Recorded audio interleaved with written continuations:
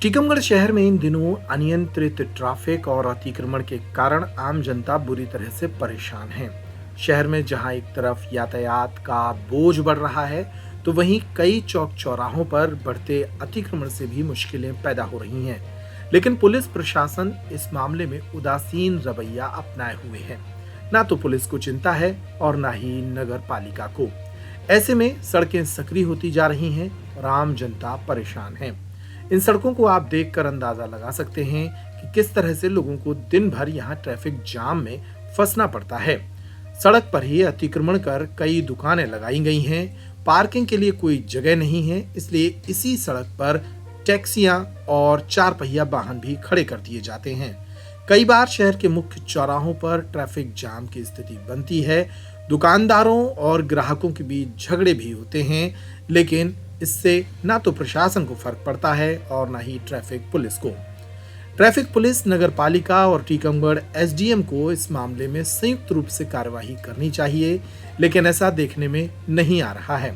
Tikamgarh police अधीक्षक रोहित कासवानी के द्वारा कहा गया है कि ट्रैफिक की जो समस्या सामने आ रही है, उसको लेकर यातायात विभाग को निर्देश दिए गए हैं।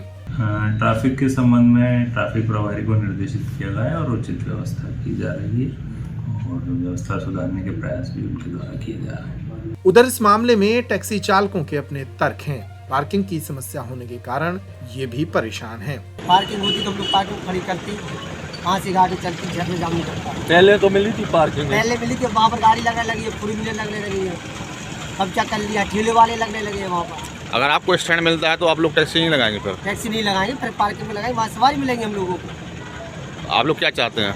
हम लोग ये चाहते हैं हम लोग कुछ स्टैंड दिया या सही जगह बिल्कुल सवारी हम लोग को मिले, पार्किंग दी जाए, आज हम लोग ऑटो चलाए जिससे शहर में जाम ना लगे। नगर पालिका अध्यक्ष अब्दुल गफ्फार पप्पू मलिक भी इस मामले में जल्द ही कार्रवाई करने की बात कह रहे हैं, लेकिन ये समस्या कई दिनों से बनी हुई है और इस पर नगर पालिका का उदासीन रवैया भी सवालों के घेरे में है। क्योंकि शहर में सबसे ज्यादा इस समय प्रॉब्लम है ट्रैफिक की। मैं एसपी साहब से मीटिंग करके उनसे सहयोग मांगूंगा। नगर पालिका का जो सहयोग बनता होगा बढ़ चढ़ के नगर पालिका भी हिस्सा लेगी। मैं इन शहरवासियों के व्यापारियों भाइयों से भी निवेदन करना चाहता हूँ कि अपनी दुकान के बाहर सामान को ज़्यादा फैला के ना रखें। दूसरा, जो आपके यहाँ ग्राहक आते हैं वो बाइक से आए या फोर व्हीकल से आए, उनको सिस्टमेटिक तरीके से खड़ा कराएं, जिसमें आने जाने वाले लोगों को असुविधा ना हो। दूसरा, पहले भी चिन्हित कुछ किए गए थे ऑटो रिक्शा, जैसे पुराने बस स्टैंड के पास में पेट्रोल पंप के बगल में कुछ पार्किंग बनाई गई थी। वहाँ पे किन कारणों से ऑटो रिक्शा खड़े नहीं हो रहे हैं, उनको यथास्थापित किया जाए।